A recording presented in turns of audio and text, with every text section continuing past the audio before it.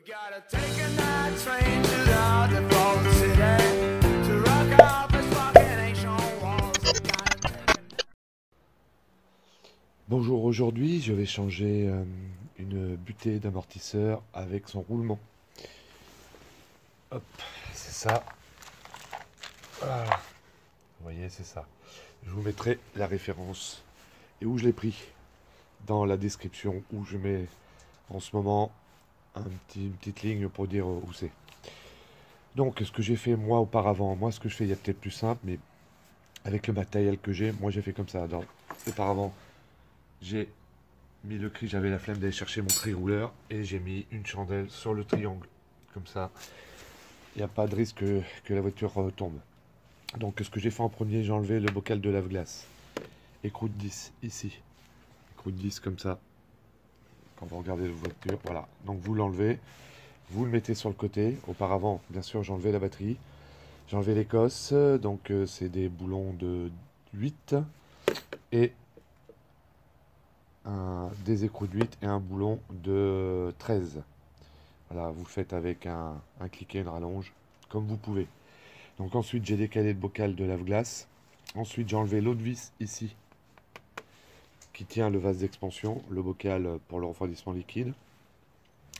Avec une pince multiprise, j'ai reculé le collier. J'ai démanché le tuyau du retour du refroidissement liquide. Parce qu'après, ça ne passe pas avec le système de lave-glace, d'essuie-glace. Quand vous enlevez ce tuyau, vous le bougez un peu et ça passe par-dessus, il n'y a pas de problème. Pourquoi je fais ça? Parce que sinon, pour avoir l'accès là, c'est... Enfin, moi, avec le matériel que j'ai, j'étais obligé de faire comme ça. Peut-être que vous pourrez directement le faire par-dessus. Mais moi, je vais en profiter en même temps. Vous voyez derrière comment c'est? Elle est toute propre, toute nickel. Il y a juste à cet endroit-là, je ne l'avais pas démonté. Comme ça, au moins, c'est fait. Ensuite, et là, on arrive au problème pour moi. Vous prenez, enfin moi je prends une clé à pipe ouverte. Vous voyez, une clé à pipe ouverte comme ça. Et vous y glissez dedans une clé Allen, c'est une clé Allen de 6. Et avec une autre petite clé que vous mettez dedans pour avoir appui. Moi le problème c'est que j'ai que du 22, j'ai pas de 21. Et l'écrou c'est un écrou de 21. Donc je vais attendre que les magasins ouvrent et je vais aller chercher une clé à pipe de 21 ouverte. Voilà. En attendant, ce que je fais, je vous montre, il faut enlever la biellette d'amortisseur. Alors, c'est une petite clé étoilée, comme je vous montre à chaque fois. C'est des petites clés étoilées. Donc, c'est clés Torx étoilées de 27. Donc, vous le mettez dedans en position serrage avec le cliquet. Et vous mettez une clé plate de 16. Et puis, vous l'enlevez en haut. Et si ça ne veut pas s'enlever d'en haut, une fois que c'est enlevé l'écrou, il faut l'enlever du bas pour où vous essayez de décaler votre biellette. Mais si ça s'en va pas du haut, moi de l'autre côté ça s'en allait pas. J'étais obligé d'enlever en bas, je crois, pour l'enlever. Ensuite, vous enlevez votre capteur ABS. Parce qu'il fait encore nuit, c'est pas évident. Donc, vous enlevez votre capteur ABS. Vous verrez pas bien, bien sûr. Hop. Là. Vous l'enlevez d'ici. Hop. Vous pouvez aussi le graffer d'ici. Comme ça, il est libre. Il ne risque pas de venir quand vous allez enlever votre amortisseur. Voilà. Donc, j'enlève la biellette. Et après, je reviens pour déjà desserrer dans un premier temps les deux boulons qui maintiennent l'amortisseur au pied. Là, j'ai enlevé ma biellette, elle s'est défaite sans problème. Donc, je l'ai mis de côté. Je vais remettre l'écrou dessus après. Et là, je débloque mes écrous de pied d'amortisseur. C'est une douille de 18. Si toutefois ça tourne, vous mettez une clé derrière. Mais là, pour ma part, ça ne tourne pas. Donc, je les débloque. Et j'attends qu'un magasin ouvre pour aller chercher une clé de 21 ouverte. Voilà. Bon, j'ai réussi à le débloquer. Alors, je vous explique pas le malaise. C'était complètement bloqué. J'avais une rallonge dans la clé à pipe.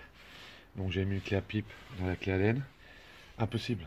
Impossible, impossible. Ce que j'ai fait, j'ai été obligé de chauffer. Vous voyez, j'ai chauffé avec ça longuement et ça a réussi à venir d'un coup. Donc on ne sait jamais si ça vous arrive, n'hésitez pas. Vous chauffez bien la vis qui est au milieu. Hein, vous faites bien attention à pas trop aller sur le plastique. C'est juste plastique de protection. Mais pas le faire cramer. Vous allez bien sur la vis. Vous attendez 2-3 minutes. Faites bien chauffer que ça fume un peu. Et ça viendra d'un coup. Voilà. Donc la vis enlevée en haut. Enfin la coupelle. Une espèce de petite coupelle qui vient. Parce qu'en fin de compte, c'est une Twingo 1 phase 2. C'est avec la vis, c'est avec la coupelle, vous voyez.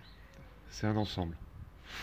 Donc, une fois que vous avez enlevé vos deux boulons, là maintenant que vous avez enlevé ça, bien sûr, vous reculez un petit peu le système avec l'étrier et le disque, et vous le descendez par le bas délicatement. Faites attention à votre flexible et à votre câble ABS.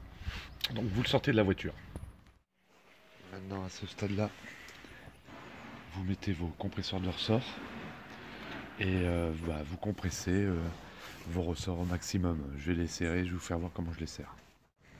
Voilà, je les ai serrés au maximum. Enfin au maximum non, mais c'est bien compressé, je vous fais voir l'autre.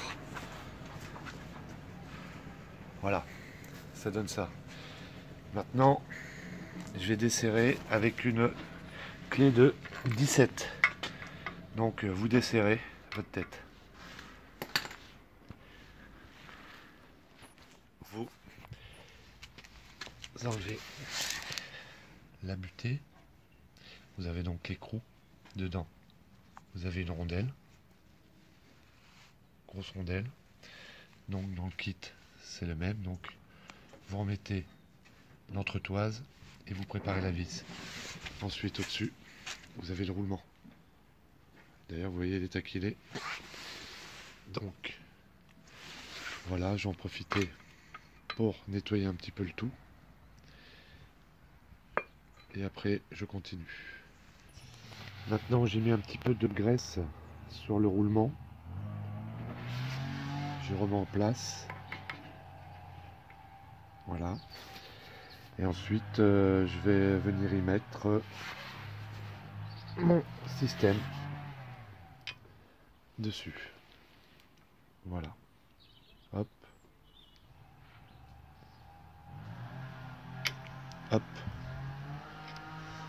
Voilà, j'ai appuyé un petit peu à la main pour faire prendre la vis. Et je vais resserrer.